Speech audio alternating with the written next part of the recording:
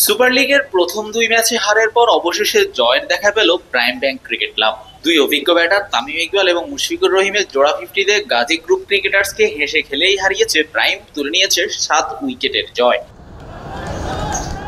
ফতুল্লার খান সাহেব ওসমান আলী স্টেডিয়ামে টস জিতে গাজী গ্রুপকে ব্যাটিংয়ে পাঠায় প্রাইম ব্যাংক। ব্যাটিংয়ে নেমে মোটেই সুবিধা করতে পারেনি গাজী। সেট হয়েও উইকেট ছুড়ে দিয়ে এসেছেন অধিনায়ক মেহেদী মারুফ থেকে শুরু করে দলের বেশিরভাগ ব্যাটার। গাজীর পক্ষে সর্বোচ্চ 39 রান আসে lower order batter Abdul Gaffar সাকলাইনের ব্যাট থেকে।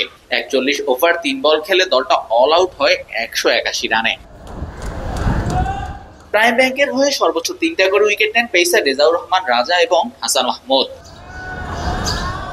182 রানের সহজ লক্ষ্য তাড়া করতে নেমে ওপেনার তামিম ইকবালের ব্যাটে দারুণ শুরু পায় প্রাইম ব্যাংক। তার সাথে যোগ দিয়ে প্রাইমকে সহজ জয়ের পথে এগিয়ে দেন মুশফিকুর রহিমও।